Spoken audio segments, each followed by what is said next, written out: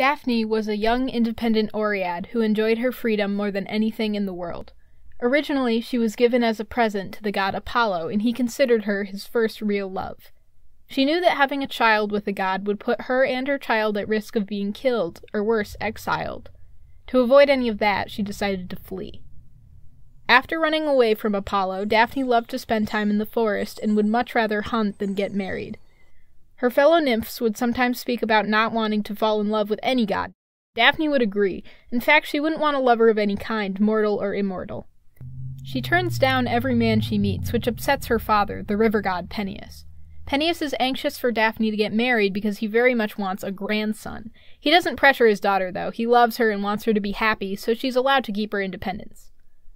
One day, while Daphne was enjoying an afternoon in the forest, Apollo happened to be passing by and caught sight of her.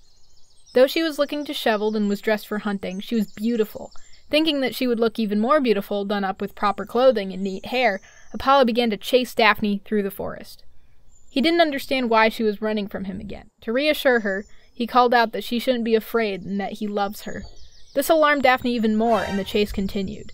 Both of them were very quick on their feet, but Daphne was worried that Apollo was catching up to her. Daphne looked ahead and saw she was approaching a river which her father had domain over. Frantic, she asked her father for help. Bark immediately jut out from the ground and encased Daphne as she ran. Just as Apollo was about to reach her, he stopped and watched as she was frozen in place and the bark twisted around her to form a laurel tree.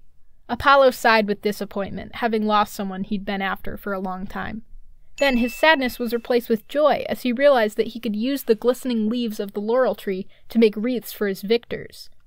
In this way, Daphne could still be in his life and be a part of all his triumphs. As Apollo detailed this plan in excitement, the beautiful shiny-leaved laurel tree, which will remain in the forest for the rest of its life, swayed and nodded, as if to happily agree with him.